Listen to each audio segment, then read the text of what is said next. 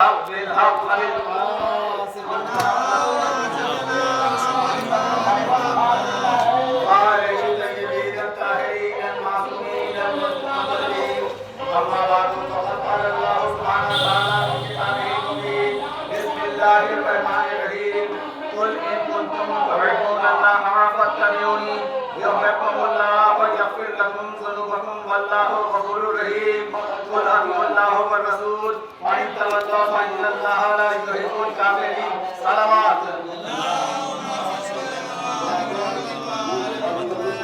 اے رسول ان لوگوں سے کہہ دیجئے کہ اگر تم خدا کو دوست رکھتے ہو تو میرا اتباع کرو.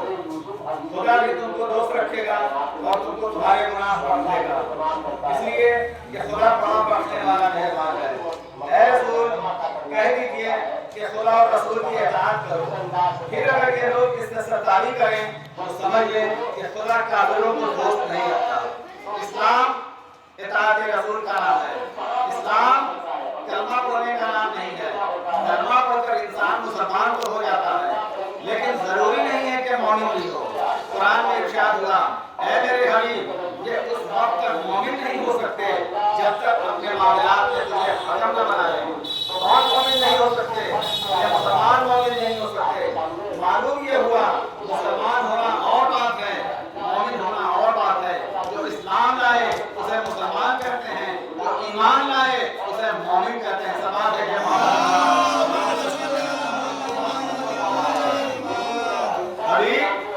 تیرے رب کی قسم، تیرے بنانے والے کی قسم، جب تک اپنے معاملات میں تجھے حکم نہ بنا لیں، اپنے معاملات میں، یعنی اس امت کو یہ حق حاصل نہیں کہ اپنے معاملات بھی اپنے مشورے سے طے کرے. اور حبیب جب بحیثیت حکم کے تو کوئی فیصلہ کر دے تو یہ تیرے فیصلے کے خلاف اپنے دلوں میں بھی کوئی تنگی محسوس نہ کریں.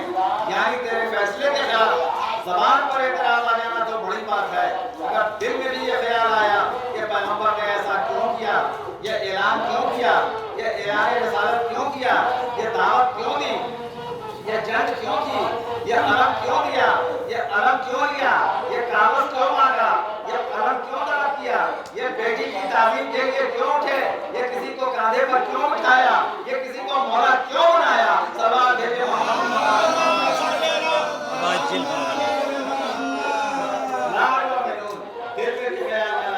جو پیغمبر کہے وہ حجت، جو پیغمبر حکم دے اسے تسلیم کرو. کسی کو یہ حق حاصل نہیں کہ پیغمبر اسلام کے حکم کے خلاف ورزی تو بڑی بات ہے. دل میں بھی یہ خیال نہ آئے، اور دل میں بھی کسی کے یہ خیال آیا آدمی دائرہ ایمان سے باہر چلا جاتا ہے. تو یہ ہے اطاعت رسول کہ دل میں بھی پیغمبر کے کسی فیصلے کے خلاف کوئی خیال اور تصور بھی نہیں آنا چاہیے. تو اسلام جب اطاعت رسول کا نام ہے، اسلام جب اطاعت پیغمبر کا نام ہے تو اطاعت کے لیے ضروری ہے کہ معرفت ہو، معرفت کے لیے ضروری ہے کہ علم ہو، علم کے لیے ضروری ہے کہ صحیح ہو، علم کے لیے ضروری ہے کہ علم کا دروازہ صحیح ہو، علم کا مرکز صحیح ہو، علم کا سورس صحیح ہو، علم کا چینل صحیح ہو. جو علم کا دروازہ صحیح ہوگا وہ مسئلہ پوچھے گا نہیں، وہ مسئلہ بتائے گا. وہ ہلاک ہوگا نہیں، ہلاکت سے بچائے گا. وہ مشکلوں میں پھنسے گا نہیں، مشکلوں سے نکالے گا. اس لیے کہ انسان جب بھی دنیاوی مشکلوں میں پھنستا ہے کم علمی کی وجہ سے ہم جو مشکلات کا شکار ہوتے ہیں اپنی کم علمی کی وجہ سے، اس لیے کہ کائنات کا علم بہت وسیع ہے، ہر انسان اس علم پر محیط نہیں ہے. لہذا ہمیں مشکلیں جب پیش آتی ہیں، جب مشکلیں پیش آتی ہیں تو ظاہر ہے کہ اتنا علم تو حاصل نہیں کر سکتے. باب علم کو مشکل کشائی کے لیے بلا لیتے ہیں اور وہ مشکلوں کو اس لیے حل کر دیتا ہے کہ کائنات کے علم اس کی ضد میں ہے. جو بھی مشکل ہے اس کے سامنے ہے، اس مشکل کا جو بھی حل ہے وہ بھی اس کے سامنے ہے. تو اسی لیے قرآن مجید نے علم کو بنیاد برتری قرار دیا، علم کو بنیاد تصور قرار دیا. اسلام کا مزاج علم ہے، اسلام کی روح علم ہے، اسلام کی طبیعت علم ہے، اسلام کا پیغام علم ہے. جتنے بھی فسادات آپ کو دنیا میں نظر آ رہے ہیں یہ ساری کائنات میں جو انسان کا دشمن ہے وہ کم علمی کی بنا پر ہے. ہر تعصب جنم لیتا ہے جہالت کے پیٹ سے. سبحان اللہ.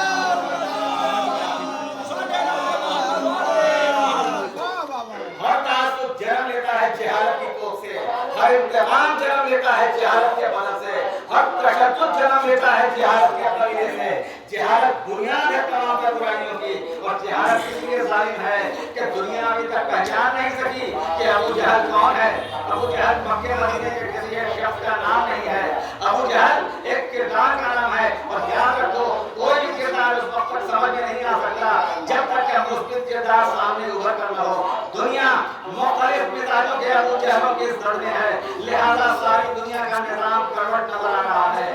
جہاں دیکھیں بے چینی ہے، جہاں دیکھیں بے سکونی ہے، جہاں دیکھیں بے قراری ہے، جہاں دیکھیں نفرتیں ہیں، جہاں دیکھیں ظلم ہے، جہاں دیکھیں تشدد ہے۔ یہ سب اس لیے کہ دنیا نے علم کے دروازے کو چھوڑ دیا۔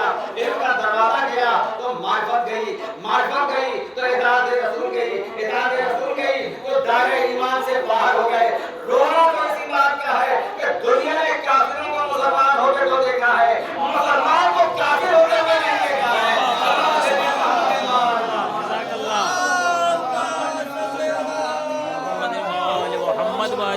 ایمان اتنی دودھاری تلوار ہے، ایمان اتنا نازک دائرہ ہے کہ اس میں ثابت قدم رہنے کے لیے ابو ذر کا میدان چاہیے، اس میں ثابت قدم رہنے کے لیے سلمان کا کلیجہ چاہیے، اس دائرہ ایمان میں باقی رہنے کے لیے میزم کی ضرورت چاہیے، اس دائرہ ایمان میں باقی رہنے کے لیے مقداد کی سیرت چاہیے، اس دائرہ ایمان میں باقی رہنے کے لیے پیغمبر کا میدان چاہیے جو پہچان سکے کہ علم ولایت کیا ہے۔ یہ معرفت کی دنیا ہے، یہ معرفت کا زمانہ ہے، یہاں معرفت کے بغیر دین کا ایک قدم بھی طے نہیں کیا جا سکتا۔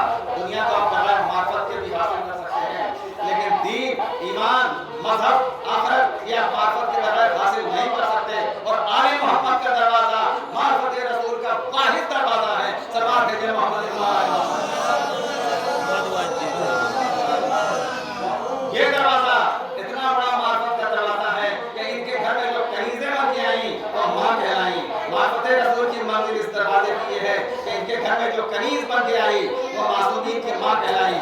یاد رکھیے معصوم کسی کو احترام کی وجہ سے ماں نہیں کہیں گے جب تک کہ معصوم کی نگاہ عقل میں نہ ہو کہ اس کا حق ہے کہ اسے ماں کہا جائے۔ اب اگر رسول اللہ کسی کنیز کو بیٹی کہیں، علی و فاطمہ کسی کو کنیز کو بہن کہیں، حسنین و زینب ام کلثوم کسی کو ماں کہیں، تو پھر تسلیم کرنا پڑے گا کہ معصوم جسے ماں کہہ دے دنیا کی کوئی طاقت اسے کنیز نہیں بنا سکتی، اور معصوم جسے کنیز اور غلام کہہ دے دنیا کی کوئی طاقت اسے سردار نہیں بنا سکتی۔ سلام دے محمد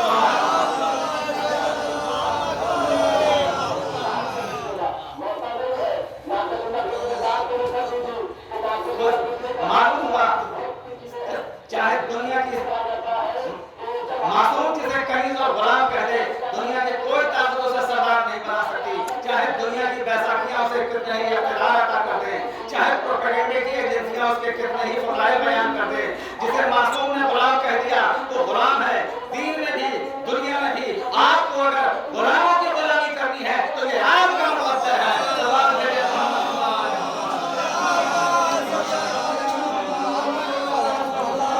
دیکھیں یہاں بھی معرفت کی منزلیں ہیں۔ یہاں میں آپ کو بادشاہت اور غلامی کا ایک فرق بتاؤں۔ جناب فضا خاندان زہرا کی ماں، علی زہرا اور علی کی بہن، رسول کی بیٹی، پیغمبر نے بیٹی کہا، علی اور فاطمہ نے بہن کہا، اور حسنین نے ماں کہا۔ یہ ہے درجہ اور عالم کیا ہے؟ خدمت کرتی ہیں۔ جناب فضا دنیا اسلام کی وہ واحد خاتون ہیں جس نے 20 برس تک سوائے قرآن کے کچھ پڑھا ہی نہیں۔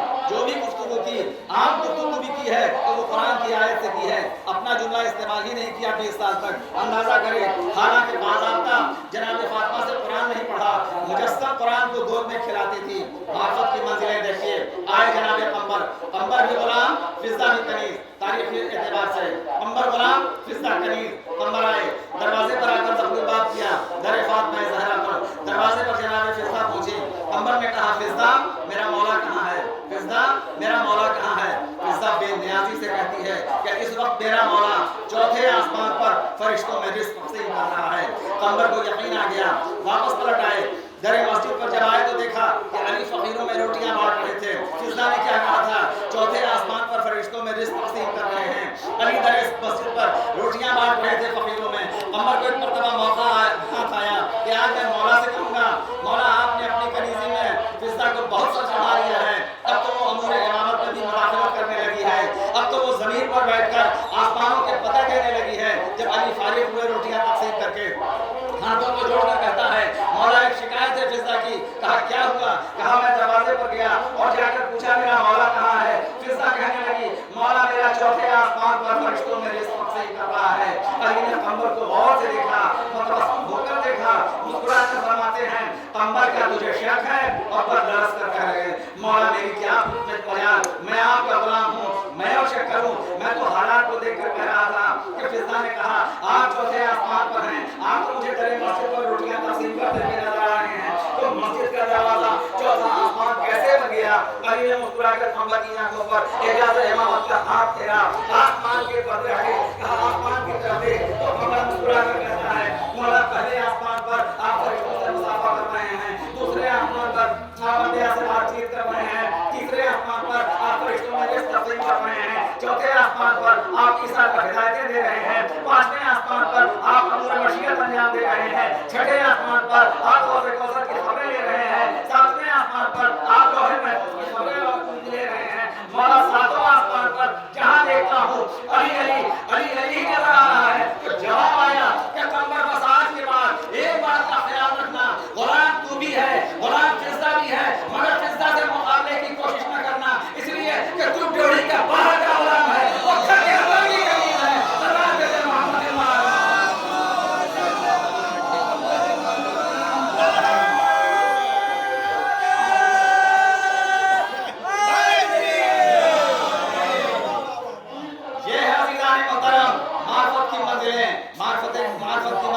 इस खानदान में ये हैं कि कंबर गुलाम सही मगर ड्योढ़ी के बाहर का है, फिजा घर के अंदर के खिदमतगार है, दिन रात इस्मत के माहौल में रहती है। आपने देखा घर के अंदर रहने वाली कनीज और घर के बाहर रहने वाले गुलाम दोनों मार्फत की मंजिल में एक हैं, मगर इल्म की मंजिल में एक नहीं है। कंबर कुछ और है, फिजा कुछ और है। तो जब घर के बाहर रहने वाला कंबर फिजा के इल्म की बराबरी नहीं कर सकता, तो बाहर रहने वाले अहले बैत के इल्म की बराबरी कैसे कर लेंगे? सलात भेजे मोहम्मद। आप इल्म के माहौल से जितना नजदीक रहेंगे, आले मोहम्मद के माहौल से उतनी ही मार्फत रसूल होगी। तज़किरा हम अली का करते हैं, नाम रसूल का होता है, नारे अली के लगाते हैं, कसीदा रसूल का पढ़ा जाता है। हम बताते दुनिया को ये हैं कि जिस नबी का अली ऐसा है, उस अली का नबी कैसा होगा। हम बताते ये हैं, समझाते ये हैं, मफहूम ये है कि जिस नबी का अली ऐसा है, उस अली का नबी कैसा होगा। जिसका शागिर्द ऐसा है, उसका उस्ताद कैसा होगा। जिसका वसी ऐसा है, उसका रसूल कैसा होगा। जिसका दरवाजा ऐसा है, उसका शहर कैसा होगा। सलाम भेजे मोहम्मद।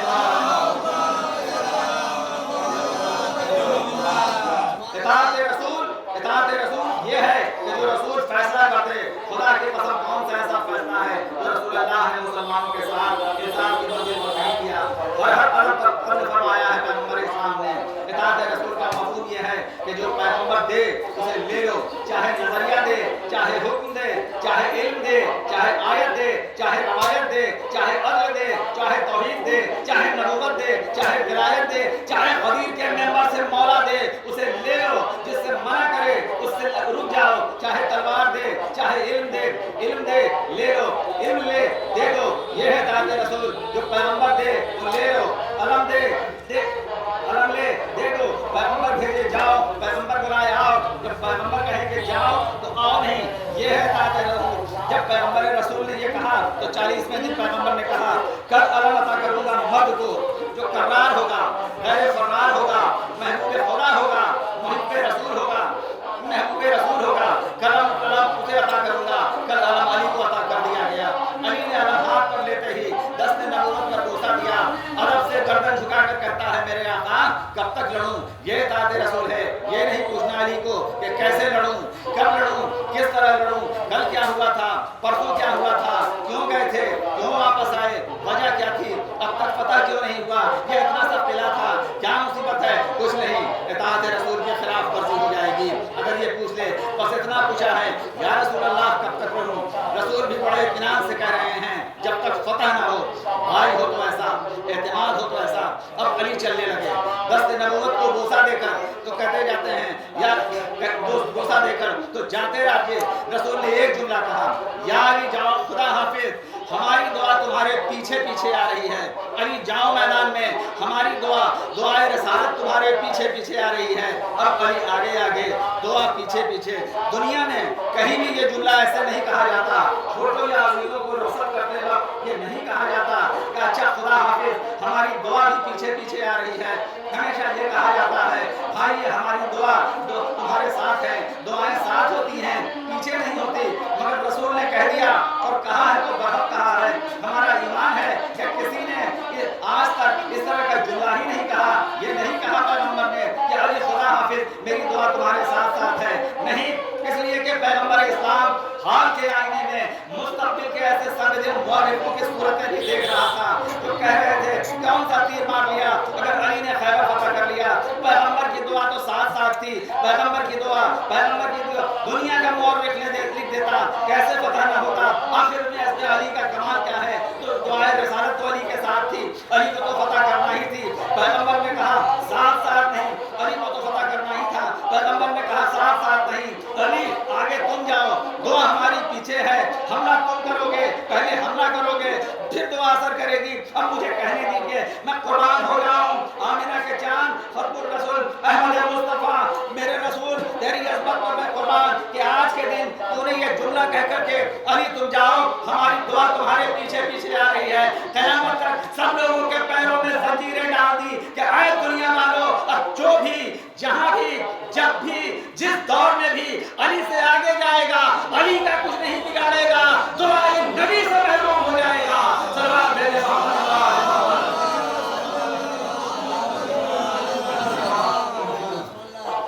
अब जो भी जिसे भी दुआएं नबी चाहिए वो अली के आगे न चले, तो अली के पीछे चले। जो भी अली के आगे जाएगा वो दुआएं नबी से महरूम हो जाएगा। इसीलिए तो हम अली के पीछे पीछे चलते हैं कि दुआएं नबी साया फिगन रहे।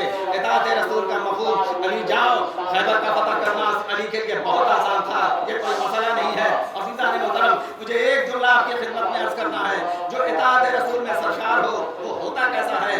अली गए, कले के करीब पहुंचे, कले की फजील पर मरहब बैठा हुआ था। मरहब ने हस्बे आदत बगैर पहचाने हुए खिड़की से झरोके से सर उठाया, मरहब को देखा, कहा अली को देखा, जब झरोके से सर निकाल कर कहा मैं मरहब हूँ, मैं मरहब हूँ। अली ने सर उठाया, मरहब को देखा और एक तारीफी जुमला कहा, अनल्लज़ी सम्मतनी उम्मी फ़जरा, कि मैं वो हूँ कि जिसकी माँ ने मेरा नाम हैदर रखा है। अजीब जुमला है अज़ीज़ान मोहतरम, यानी अली की तमाम जंगों में ये पहली जंग है जिसमें पहलवान काफिर के मुकाबले ने अली ने रजत ने अपना तारुफ अपनी माँ के जरिए कराया। ये अजीब बात है कि किसी जंग में आज तक अली ने या किसी ने भी अपनी माँ के जरिए तारुफ नहीं कराया। अली ने हर जंग में यही कहा, अना अली इब्न अबी तालिब, मैं अबू तालिब का बेटा हूँ, मैं अबू तालिब का बेटा हूँ। ये वाहिद जंग है जंग खैबर जिसमें अली ने कहा मैं वो हूँ कि जिसकी माँ ने मेरा नाम हैदर रखा है। ये नहीं कहा कि मैं अबू तालिब का बेटा हूँ। बहुत गौर किया मुस्लिमा के आखिरीन से, आखिर इसकी वजह क्या है, इसका सबब क्या है। अली ने आज अपनी मामला मुआहदा के जरिए से अपना तारुफ काफिर के सामने क्यों पेश किया, इसका सबब दोस्तों नहीं बता सका कोई।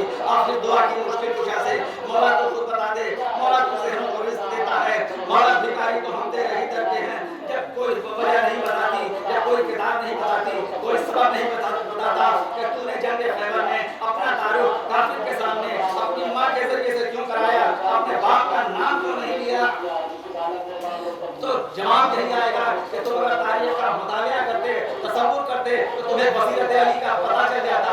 इसलिए कि मरहब, अंतर, हारिस के तीनों भाई हैं और उनकी माँ जो काफिरा थी, उस्मान ने अपने तीनों बेटों को वसीयत की थी, मरते वक्त कि खबरदार हर जंग में कामयाब रहोगे, लेकिन जब कोई हैरत नामी शख्स तुम्हारे मुकाबले पर आए उसके मुकाबले पर न जाना। सलाम भेजे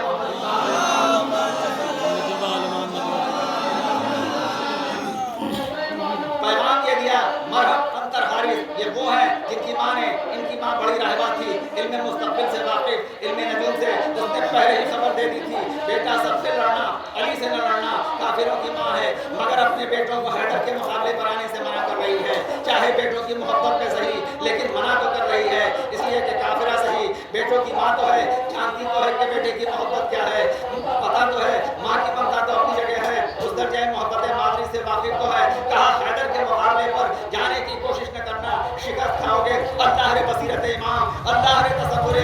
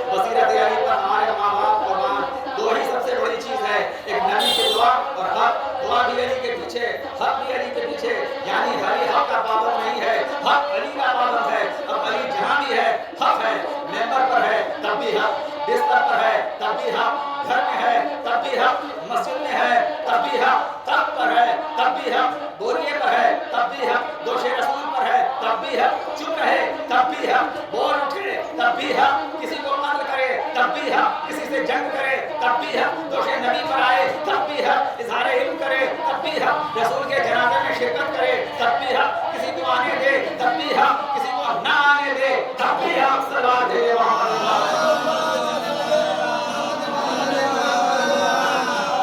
کائنات میں جو بھی حق ہے وہ علی کے ساتھ ہے، اور ہم علی والوں کو یہ مت دکھایا کرو کہ یہ حق ہے، یہ حق ہے، یہ حق ہے، ہمیں تو یہ دکھاؤ کہ علی ہے، یہ علی ہے، یہ علی ہے، ہمیں حق کو تلاش نہیں کرنا ہے، ہمیں علی کو دیکھنا ہے، جہاں علی ہوگا وہاں حق ہوگا، جہاں علی نہیں ہوگا وہاں سب کچھ ہوگا لیکن حق نہیں ہوگا، اسی لیے تو ہم یہ جملہ کہتے ہیں، علامہ رشید قرآنی نے کہا حشر تک ہم نے بھی جینے کی قسم کھائی ہے، حشر تک ہم نے بھی جینے کی قسم کھائی ہے، علی والوں کے شان میں کہا ہے علامہ نے یہ شعر، حشر تک ہم نے بھی جینے کی قسم کھائی ہے، نظم نے دیکھ لیا ہے رخ زیبائے حسین، مرتے وقت ہم نے حسین کا چہرہ دیکھ لیا تو ہمیں موت تو نہیں آ سکتی، جو مرتے وقت علی اور حسین کا چہرہ دیکھتے محمد و آل محمد کی زیارت کرے پھر وہ دنیا بھی تو نہیں دیکھے گا، کربلا اطاعت رسول کی منزل ہے، کربلا یمین کی منزل ہے، کربلا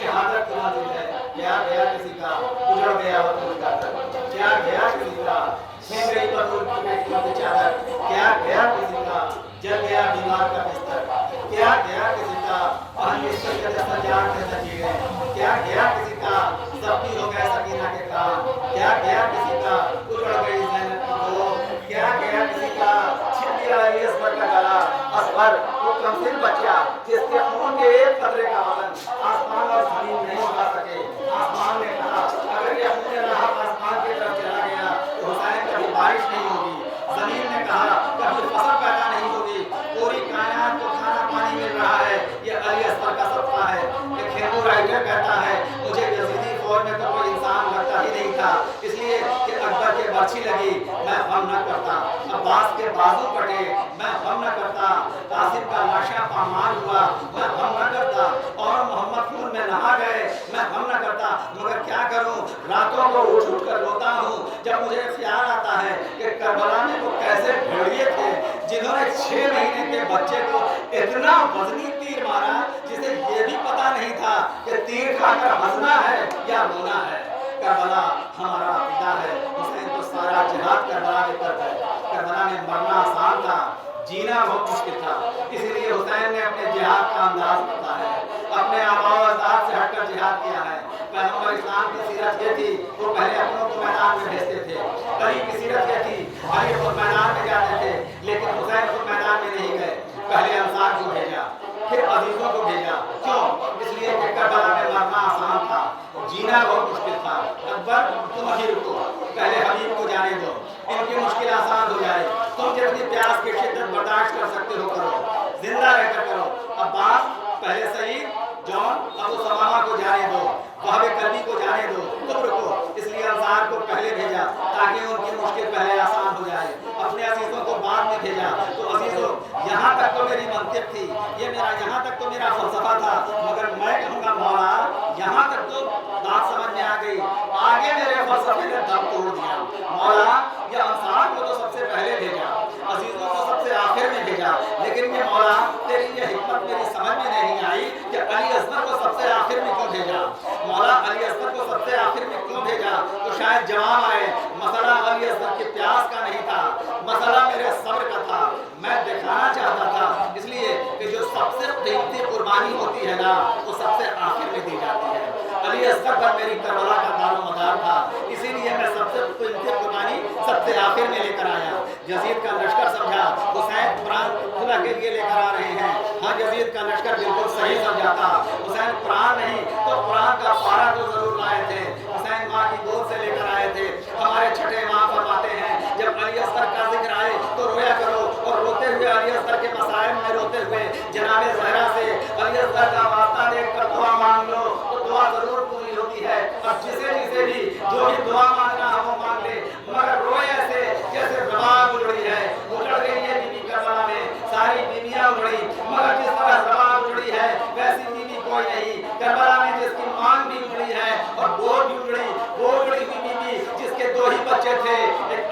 कर एक सकीना असगर को करबला में छोड़ा, सकीना को शाम में छोड़ा, बारिश का लाशा गंजे शहीदा के सुपुर्द कराई, उजड़ कर मदीने आ गई। आप सुनते हैं ना शाम गरीबा में सलाम, सलाम मादरे बेशीर के भी सबका सलाम। अजीब वक्त है, क्या दे तसल्लियों का बयान, न इस तरह कोई खेती हरी भरी उजड़ी, तुम्हारी मांग भी उजड़ी है, गोद भी उजड़ी। हाय रबाब, जब तक जिंदा रही धूप में बैठी रही, साए में नहीं गई, मैं तो सारी पैदानियां हुई, आखिर रबाब ही धूप में क्यों बैठी रही, रबाब ही धूप में क्यों बैठी रही। मदीना वापसी पर जब जनाब ज़ैनुल आबिदीन ने कहा करते थे, माँ कब तक धूप में बैठी रहोगी, अब तो साए में आ जाओ, लड़स कर कहती थी बेटा, बेटा बनकर कहते रहना, इमाम बनकर हुक्म देना, मैं मजबूर हूँ, मैं साए में जा नहीं सकती। अज़ादारों क्यों, रबाब से पूछा, रबाब ने तो कुछ नहीं बताया। हाँ, पाकिस्तान ने बताया, अरे जो क़यामत रबाब पर करबला में गुजरी है ना, वो करबला में किसी माँ पर नहीं गुजरी, इसलिए कि दो ही बच्चे थे, दोनों करबला में काम आ गए। इस तरह बहुत सी माएँ थी, मगर रबाब पर यह क़यामत गुजरी कि जिस तरह रबाब का उसमें शहीद हुआ ना, रबाब ने जो क़यामत देखी ना, वो क़यामत हुसैन ने भी नहीं देखी। हुर्मुला ने घुटना ज़मीन पर ढका, कमान खींची, जैसे ही हुर्मुला ने तीर चलाया, रबाब ने खैमे से आवाज़ दी, अली असगर इमाम वक्त से खबरदार, अली असगर इमाम वक्त से खबरदार।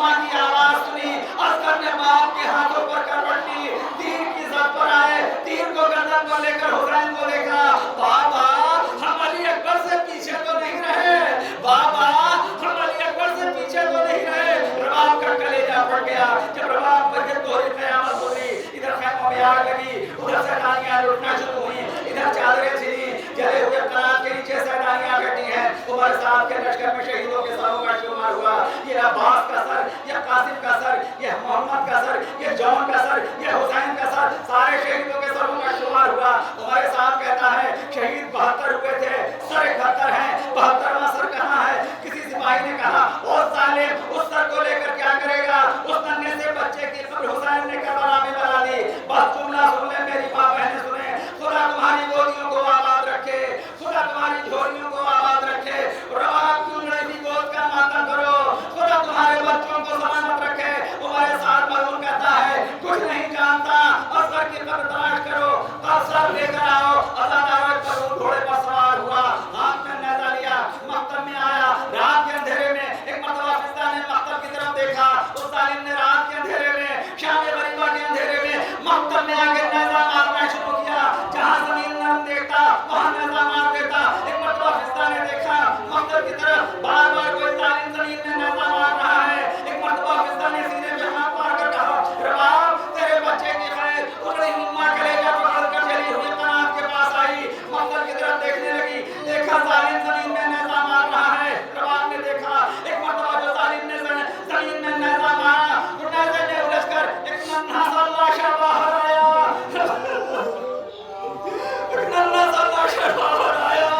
जालिम घोड़े से उतरा, नेज़े को खड़ा किया, बिधे हुए असर को खैमे से बने नेज़े से बाहर निकाला, ज़मीन पर गिराया। रबाब ने देखा असर के नन्हे से सीने पर घुटना रखा, तलवार का वार किया, असर के सर पर तलवार चलाई, जिस्म को ज़मीन पे छोड़ा, असर के नन्हे से बालों को पकड़कर सर उठाया, नेज़े पर चढ़ाया, जालिम सर दे गया। रबाब ने फिज़ा को आवाज़ दी, फिज़ा जरा मेरे साथ आ। फिज़ा साथ आई, रबाब करबला के अंधेरे में लाशों में उलझती हुई अली की बहू ठोकरें खाती हुई आवाज़ दे रही है, असगर असगर तुम कहाँ हो मेरे लाल, असगर। बेताफिर बालों ने अंधेरे जंगल में मासूम सितारा ढूंढ लिया।